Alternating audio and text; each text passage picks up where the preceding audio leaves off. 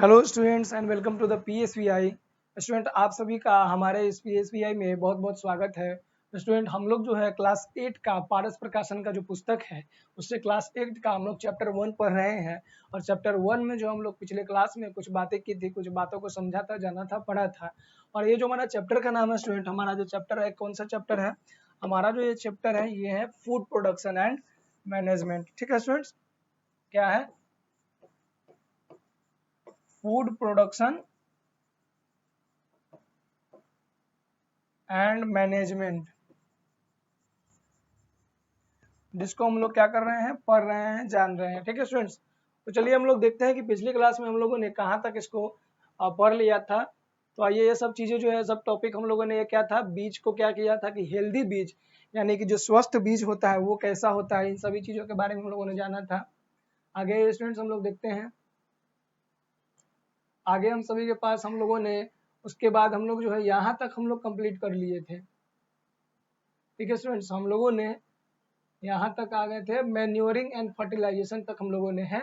क्या हुआ था कि बीज के बारे में हम लोग जब बीज को रोप देंगे खेत में, तो ये जो हमारा लास्ट टॉपिक था जहाँ तक हम लोगों ने खत्म कर लिया था पिछली कक्षा में, वो था हमारा 7 नंबर टॉपिक, जो क्या है, मैन्योरिंग एंड फर्टिलाइजेशन। ठीक है स्टूडेंट्स, मतलब कि जो खेत में हम लोग जो बीज को रोपेंगे उसकी देखभाल और उसकी क्या होगा, फर्टिलाइजेशन। इस क्या होता है, जो उसको हम लोग खाद वगैरह डालते हैं, उर्वरकता या उर्वरक जो उसमें डालते हैं उसको हम लोग फर्टिलाइजेशन हम लोग बोलते हैं। ठीक है, तो आइए यहाँ से हम लोग स्टार्ट करते हैं। और ये टॉपिक हम लोग जो पिछली क्लास में लोगों ने देख लिया था। तो आइए हमारा जो नेक्स्ट टॉपिक होने वाला है इसके आगे, यहाँ से हम लोग पढ़ने वाले हैं 7.1 कि मेन्योर क्या होता है। जब हम लोग को टॉपिक पढ़ना है मेन्योरिंग एंड फर्टिलाइजेशन, उसमें जो हमारा पहला चीज है, पहला जो बातें है जो हमें जानने की आवश्यकता है वो है मेन्योरिंग, कि मेन्योर क्या होता है। ठीक है, अब यहाँ से ये देखिए, एनिमल और plant material added to the soil to make it fertile is called manure. ठीक है, एनिमल और plant material added to the soil to make it fertile called manure. मतलब कि जंतु और पेड़ पौधे जो भी मटेरियल को मिट्टी के अंदर में डालते हैं, किस किस लिए, तो वो डालते हैं फर्टाइल भूमि को।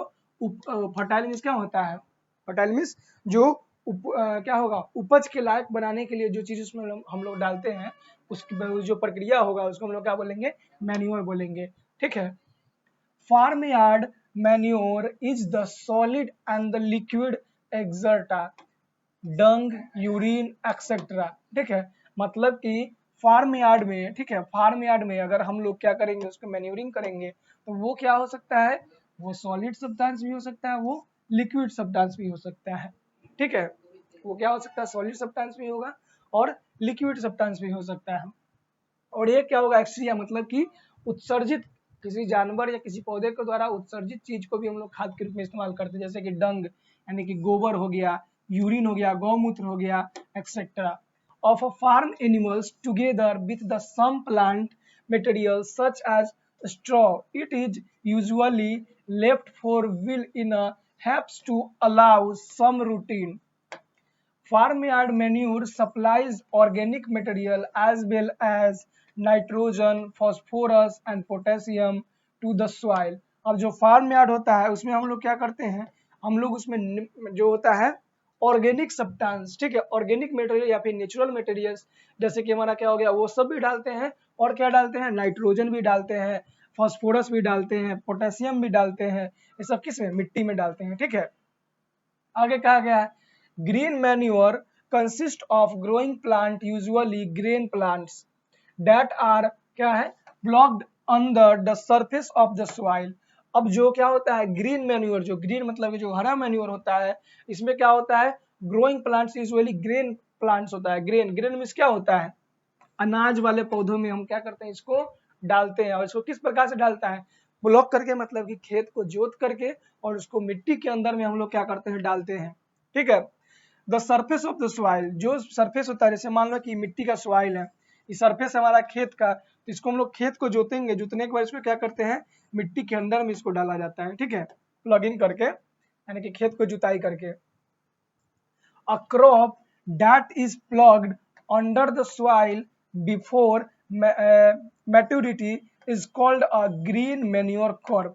ठीक है, अब इस प्रक्रिया के द्वारा इस प्रक्रिया के द्वारा जो फसल में हम लोग क्या करेंगे, उसको फर्टाइल बनाएंगे, ठीक है, उसको उर्वरक डालेंगे उसमें, इस प्रक्रिया के माध्यम से। तो इस प्रक्रिया को हम लोग क्या बोलेंगे, ग्रीन मैन्योरिंग क्रॉप बोलेंगे। मतलब कि ग्रीन मैन्योरिंग कहने का मतलब है वो ऐसा जो प्राकृतिक रूप से, जिसमें हम लोग खाद का उपयोग करके, प्राकृतिक चीजों से प्राप्त खाद का उपयोग करके हम लोग इसकी उपयोगिता को बढ़ाते हैं, उसे हम लोग क्या कहेंगे, ग्रीन मैन्योरिंग क्रॉप को बोलेंगे, ठीक है।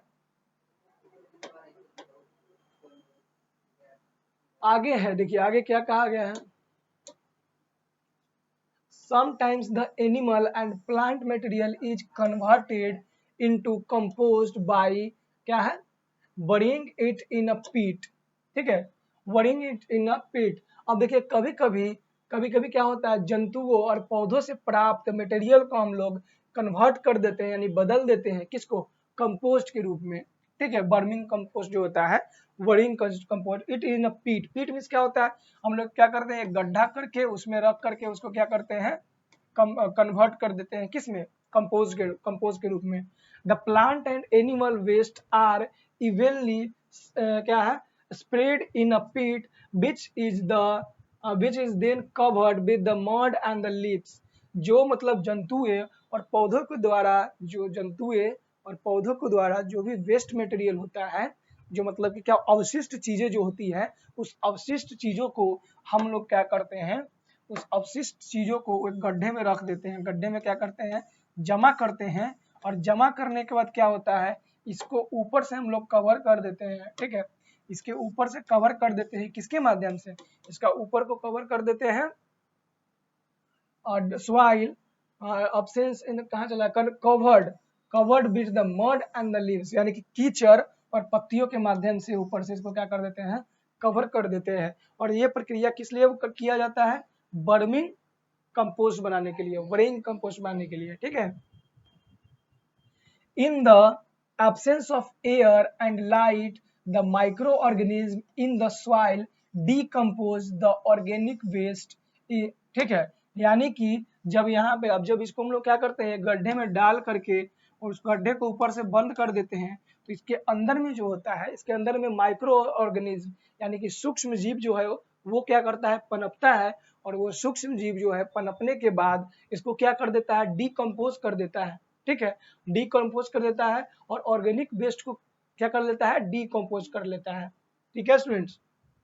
तो जब लाइट, ठीक है, जब लाइट और एयर जब नहीं होगा तो वहां पे माइक्रो ऑर्गेनिज्म क्या होगा, पनपेगा, उत्पन्न होगा, और वही जब उत्पन्न होगा माइक्रो ऑर्गेनिज्म मतलब कि सूक्ष्म जीव जो उत्पन्न होगा, वो सूक्ष्म जीव क्या करेगा, इसको डिकम्पोज कर देगा, ठीक है। आगे चलते हैं। The rotten material called compost is the dug out and spared on the field। और जो रोटन मटेरियल हमारे पास जो बचता है, ठीक है, जो अंतिम में जो उत्पाद हमारे पास बचता है, उस उत्पाद को उस गड्ढे से निकाल करके, ठीक है स्टूडेंट्स, और उसके बाद क्या करते हैं, उसको हम लोग क्या करते हैं, अपने जहाँ पे जो खेत होता है, हमारा फील्ड होता है, उसमें इसको छिड़काव कर देते हैं। It is the dark and the very rich in humus, ठीक है। अब ये क्या होता है, एक डार्क कलर का होता है, और इसके अंदर ह्यूमस का मात्रा सबसे अधिक पाया जाता है, ठीक है। रिच इन ह्यूमस का मतलब इसके अंदर ह्यूमस का मात्रा जो होता है बहुत अधिक मात्रा में पाया जाता है। The application of manuring, green manure और compost to the soil increase both the minerals content and the humus content of the soil, ठीक है।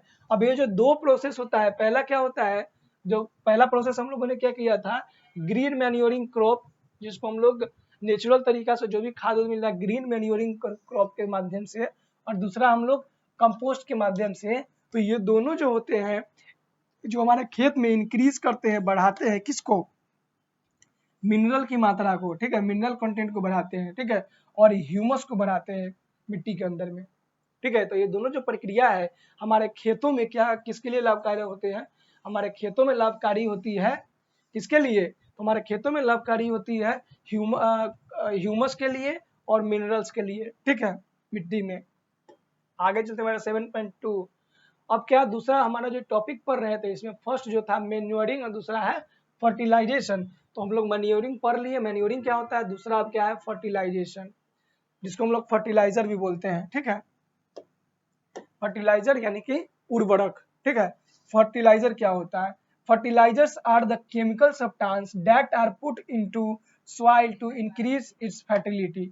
अब देखिए जो मैन्यूरिंग होगा ना, वो हमारा नेचुरल सब्सटेंस से मिला हुआ चीजों से हम लोग जब खाद को बनाएंगे, जो हमारे प्राकृतिक से, जैसे कि एनिमल का वेस्ट हो गया, जानवर का अवशिष्ट चीजें, पौधों की अवशिष्ट चीजें, ये सब जो चीजें होंगी, इन सभी चीजों से जब हम खाद को बनाएंगे तो ये हमारा मैन्योरिंग कहलाएगा। और जब केमिकल सब्सटेंस है, ठीक है, जब केमिकल सब्सटेंस से क्या करेंगे, अपने खेत को, सॉइल को, फर्टिलिटी को इंक्रीज करेंगे, यानी कि हमारे खेत की उर्वरकता को जब बढ़ाएंगे, किसके माध्यम से?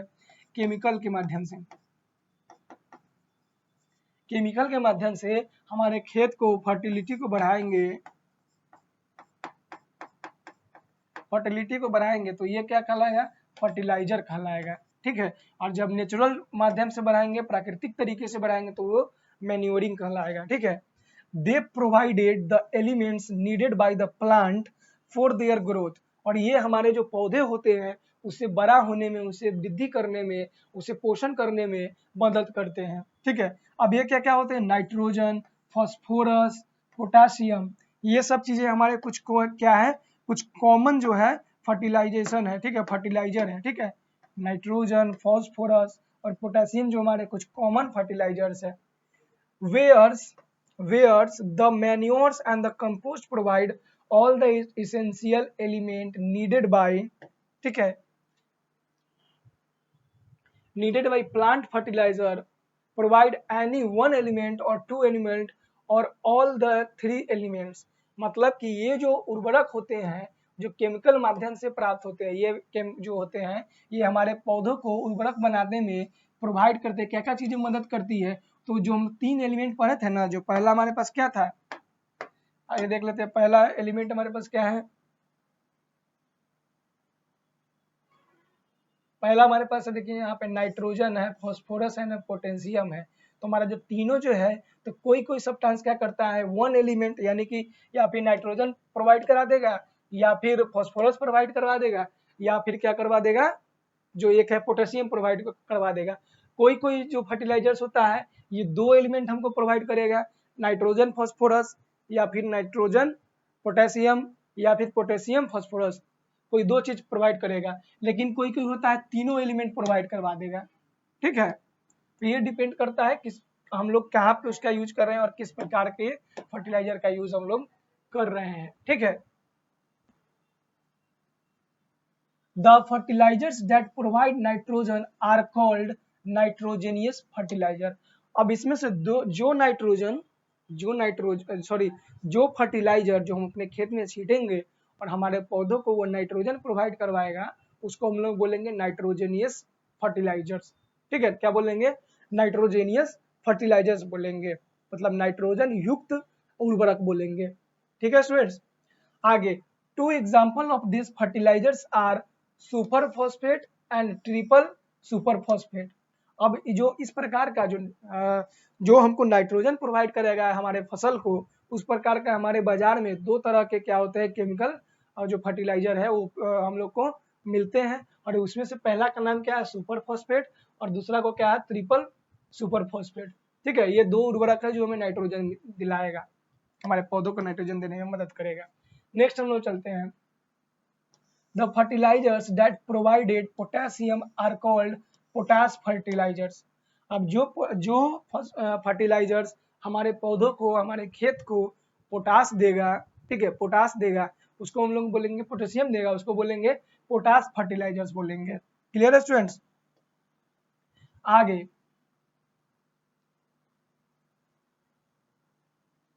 To example of potash fertilisers are potassium nitrate and potassium sulphate. अब 2 उर्वरक जो है, जो कॉमनली ज्यादातर जो बाजार में जो केमिकल है क्या होता है, उपलब्ध होता है, जिसको लेकर के हम लोग अपने खेतों में, ठीक है, हम लोग अपने खेतों में उसका छिड़काव करते हैं, वो 2 का कॉमनली नाम क्या है? पोटेशियम नाइट्रेट और पोटेशियम सल्फेट। ये 2 जो है कॉमन क्या है, फर्टिलाइजर है, जिससे हमें क्या मिलेगा? पोटास मिलेगा, ठीक है। Phosphate cum nitrogen fertiliser provide both nitrogen and phosphorus.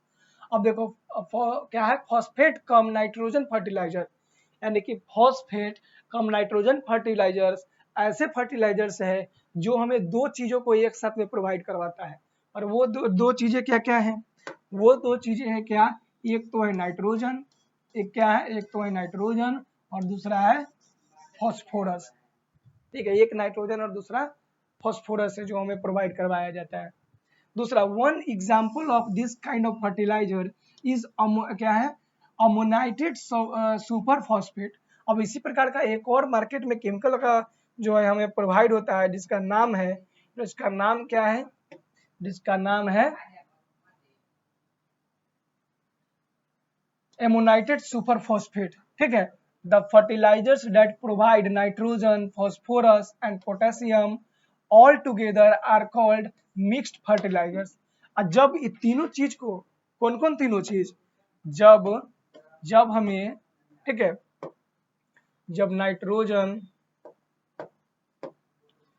Nitrogen phosphorus और पोटेशियम ये तीनों चीज को जो फर्टिलाइजर्स एक साथ हमें प्रोवाइड करवा देगा उसे हम क्या बोलेंगे? उसे हम बोलेंगे मिक्स्ड फर्टिलाइजर बोलेंगे। उसे हम क्या बोलेंगे? उसे मिक्स्ड फर्टिलाइजर बोलेंगे। जो फर्टिलाइजर्स हमें नाइट्रोजन, फॉस्फोरस, पोटेशियम और ये तीनों को एक साथ हमको दे देगा उसको हम क्या बोलेंगे? मिक्स्ड फर्टिलाइजर्स बोलेंगे। और एनपीके भी बोलेंगे, मिक्स्ड फर्टिलाइजर को ही एनपीके बोला जाता है। अब एनपीके क्या है? एनपीके का मतलब नाइट्रोजन, पी से हो जाएगा फॉस्फोरस और के से क्या हो जाएगा? पोटास हो जाएगा। ठीक है, fertilisers N for nitrogen, P for phosphorus and K for potassium. ठीक है, ये सब क्या है? इसका क्या है? केमिकल नेम है इसका। ठीक है, रासायनिक नाम का रासायनिक चिन्ह है, रासायनिक प्रतीक के माध्यम से इसको डिनोट किया गया है एनपीके। ठीक है,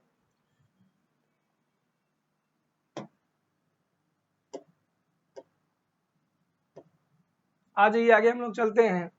the chemical fertilisers are made in a large quantity in a big factory. अब जो केमिकल जो फर्टिलाइजर्स है इसको बहुत बड़ी मात्रा में, जो केमिकल जो हमारा फर्टिलाइजर इसको बहुत बड़ी मात्रा में और बहुत बड़ी फैक्ट्रियों में बनाया जाता है। ठीक है, the fertilisers are separate over the soil. ठीक है, स्पेयर्ड ओवर द सॉइल। जो भी हमारा फर्टिलाइजर्स, जो भी उर्वरक है इसको हम क्या करते हैं? पूरे अपने जो सॉइल, हमारा जो मिट्टी होता है, जो हमारा खेत होता है उसको पूरे में क्या करते हैं? स्प्रेड मीन्स क्या होता है? छीट देते हैं। रेन वाटर और इरिगेशन वाटर डिजोल्व देम। जब इसको खेत में छीट देते हैं ना, तो जब बारिश का पानी होता है या फिर जब हम अपने खेत को इरिगेट करते हैं, सिंचाई करते हैं, उसमें पानी पटाते हैं, तो वो क्या करता है? इसको डिजोल्व मतलब कि मिट्टी में इसको घुला देता है। The solution soaked into the soil. और ये जो सॉल्यूशन होता है, जब मतलब कि जो खाद को छीटे हैं और जो पानी हो गया, ठीक है, जो बारिश हो गया, बारिश हुआ और या फिर जो हम लोग सिंचाई किए तो पानी में वो क्या होगा?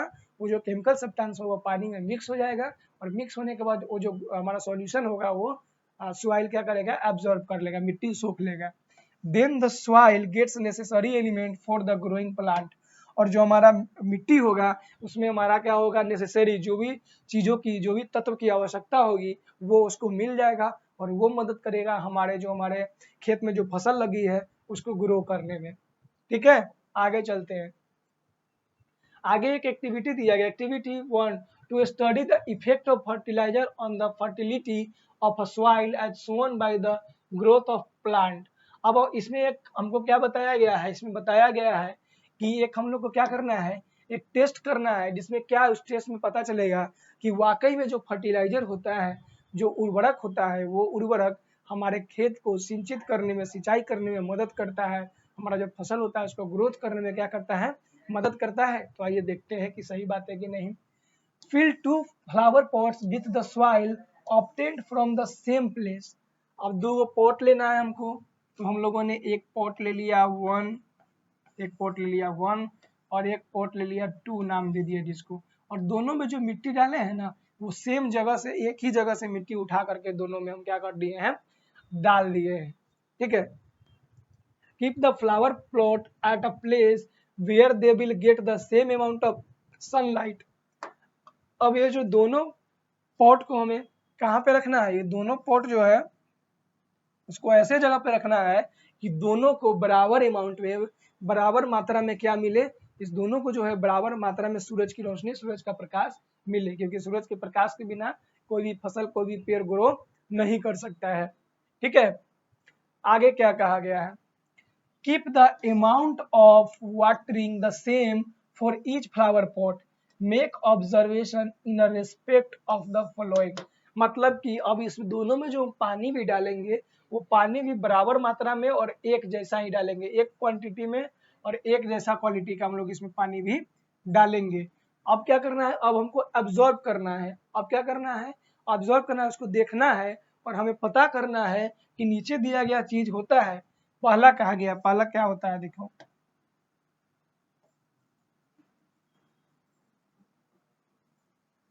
ठीक है, पहला चीज क्या करना है हमको, देखो विच सीडलिंग ग्रो हेल्दियर। अब पूछा है कि दोनों में से जो भी सीडलिंग है, जो भी नए जो हमने उसमें बीज डाले थे, वो हेल्दी तरीका से कौन ग्रो हुआ है। दूसरा पूछ रहा है which seedling does not grow properly, और कौन सा जो है फ्लावर का पॉट जो था जिसमें हम लोग बीज रोपे थे वो अच्छी तरीके से ग्रो नहीं हुआ है। अब चलिए देख लेते हैं, a plant grow healthier in soil to which urea has been added. अब कह रहा है कि अब देखो, अब क्या है कि वो प्लांट अच्छी तरीके से ग्रो हुआ है जिसमें यूरिया डाला गया था।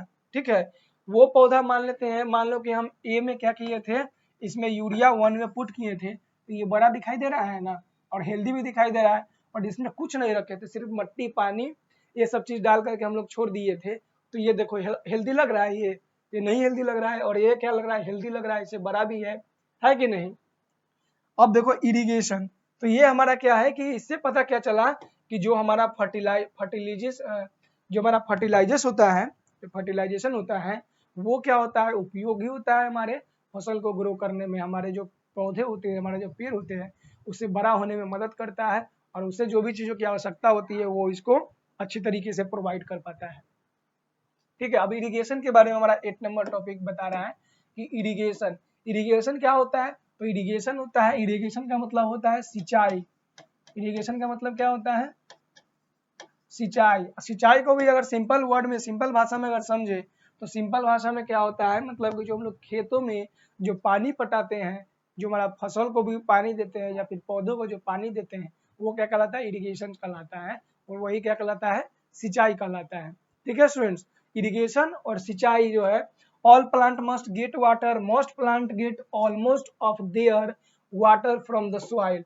जब कहा कि सभी पौधों को जीवित रहने के लिए पानी की आवश्यकता, जल की आवश्यकता होती है, और अधिकतर जो पौधे होते हैं वो जल कहाँ से ग्रहण करते हैं, तो अधिकतर जो पौधे होते हैं वो जल ग्रहण करते हैं मिट्टी से, यानी कि सॉइल से ग्रहण करते हैं। ठीक है, the soil get its water from rainfall, if there little rainfall the crop may have be irrigated to boost their yields. अब क्या है कि जो मिट्टी है वो पानी कहाँ से लाता है, तो मिट्टी जो है वर्षा के माध्यम से अपने अंदर जल को ऑब्जर्व करके रखता है, अर्थ के अंदर जो भूमिगत जल होता है उससे पौधों को जल को प्रोवाइड कराता है। ठीक है, और जो हमारा पौधे होता है उसको सिंचाई करता है, और उसको जो क्या करता है, उसको बूस्ट करता है, उसको हाईली क्रॉप एल्ड्स के में, मतलब कि ज्यादा से ज्यादा फल और फूलों को देने में, उस पौधा को बूस्ट करने में मदद करता है क्या, इरिगेशन सिस्टम।